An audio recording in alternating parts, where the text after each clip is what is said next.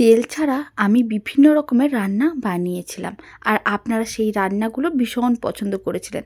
অনেকের রিকোয়েস্ট ছিল তেল ছাড়া ডিমের কারি বানানো দেখাতে, তাই আজ আমি আপনাদের তেল ছাড়া ডিমের কারি বানানো দেখাচ্ছি। এইভাবে একবার বানিয়ে দেখতে পারেন, কোনো রকম তেলের প্রয়োজন পড়বে না, আর খেতেও ভীষণ ভালো হবে। প্রথমে পরিমাণ অনুযায়ী ডিম নিতে হবে। ডিমগুলোকে আমি সেদ্ধ করে নিয়েছিলাম। এবার খোসাগুলো সমস্ত ডিমের এইভাবেই ছাড়িয়ে নেব।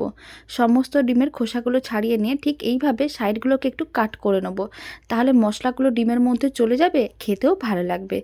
একইভাবে সমস্ত ডিমের মধ্যে আমি এরকমই ছুরি দিয়ে সাইডগুলো কাট করে নিয়েছিলাম। আর এদিকে একটা মিক্সির জার নিয়েছি, তার মধ্যে দিয়ে দিলাম 50 গ্রাম টক দই, 2 চামচের মতন দিয়ে দিচ্ছি তিলগুলোকে হালকা একটু ভেজে রেখেছিলাম, একেবারে লো ফ্লেমে হালকা করে ভেজে নিয়েছিলাম। আর দিয়ে দিলাম 2 চামচের মতন চারমগজ। সমস্ত কিছু খুব ভালো করে পেস্ট করে নিতে হবে। আপনারা চাইলে কয়েকটা কাজু বাদামও এর মধ্যে দিতে পারেন। এখন সমস্ত কিছু খুব ভালো করে পেস্ট করে এক সাইডে রেখে দিলাম। আর এদিকে একটা কড়াইকে গ্যাসের ওভেনের ওপরে বসিয়ে দিয়েছি। 2 চামচের মতন দিয়ে দিলাম পেঁয়াজ বাটা, 1 চামচ দিয়েছি আদা রসুন বাটা, অল্প করে একটু দিয়ে দিলাম হলুদ গুঁড়ো, আর দিয়ে দিলাম লঙ্কার গুঁড়ো। আর ফ্লেমটা লোতে রাখতে হবে, নাহলে মশলাগুলো পুড়ে যাবে।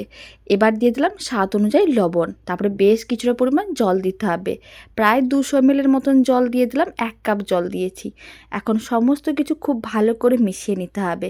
ফ্লেমটা মিডিয়াম টু হাইতে করে দিতে হবে, আর এই মশলার মিশ্রণটাকে খুব ভালো করে ফুটিয়ে নিতে হবে। এই সময় অল্প করে একটু দিয়ে দিলাম চিনি, আর দিয়ে দিলাম গরম মশলার গুঁড়ো। সমস্ত কিছু খুব ভালো করে মিশিয়ে এইভাবে ফ্লেমটা মিডিয়াম টু হাইতে রেখে প্রায় 7-8 মিনিটের মতন ভালো করে ফুটিয়ে নিতে হবে। আর 3টে কাঁচা লঙ্কা দিয়ে দিলাম স্বাদ অনুযায়ী। এইভাবে যদি মশলাটাকে খুব ভালো করে জলের সঙ্গে ফুটিয়ে নেওয়া হয়, তাহলে কিন্তু মশলার কোনো রকম কাঁচা গন্ধও থাকবে না। একটু টাইম নিয়ে রান্নাটা রেডি করতে হবে, তাহলে কোনো রকম তেলের প্রয়োজন পড়বে না, খেতেও দারুণ লাগবে। ছোট বড় যে কেউ খুবই পছন্দ করবে। প্রায় 7-8 মিনিটের মতন মিডিয়াম টু হাই ফ্লেমে ফুটিয়ে নিয়েছিলাম মশলার মিশ্রণটাকে। আপনারা দেখুন জলটা অনেকটাই কমে গেছে। এই সময় যে মিক্সির জারে পেস্ট করে রেখেছিলাম সেই মিশ্রণটাও দিয়ে দিলাম, আর দিয়ে দিলাম বেশ কিছুটা পরিমাণ জল। সমস্ত কিছু আবারও খুব ভালো করে মিশিয়ে প্রায় 10 মিনিটের মতন মিডিয়াম ফ্লেমে রান্না করে নিতে হবে, যতক্ষণ না জলটা শুকনো হচ্ছে আর মশলার থেকে তেল আলাদা হচ্ছে। যেহেতু আমি তিল, চারমগজ, টক দই দিয়েছি, তাই এইভাবে আস্তে আস্তে করে রান্না করলে আপনারা দেখতে পাবেন ঝোলের উপরে হালকা হালকা তেল বেরোনো শুরু করে দেবে। আপনারা দেখুন ওপরটা এবার কিভাবে একটু লালচে লালচে চকচক করছে, তার মানে আস্তে আস্তে করে তেল কাটা শুরু করে দিচ্ছে।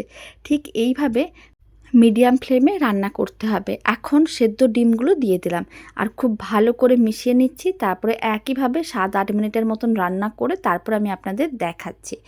আর এইভাবে যদি ডিমগুলোকে দিয়ে বেশ কিছুক্ষণ রান্না করে নেওয়া হয়, তাহলে কিন্তু আস্তে আস্তে দেখবেন মশলার থেকে তেল আলাদা হয়ে যাচ্ছে। আপনারা দেখুন গ্রেভিটা বেশ ঘন হয়ে গেছে, আর তেল কাটা শুরু হয়ে গেছে। আরও 2 মিনিটের মতন লো ফ্লেমে রেখে দিয়েছিলাম। এখন বেশ ঘন হয়ে গেছে। দারুণ স্বাদের ডিমের কারি একেবারেই রেডি। আর আস্তে আস্তে করে তেল কাটাও শুরু হয়ে গেছে। ফ্লেমটা অফ করে একটা সার্ভিং বলে সার্ভ করে নিলাম। রেসিপিটা আপনাদের কেমন লাগলো কমেন্ট বক্সে জানাতে একেবারেই ভুলবেন না।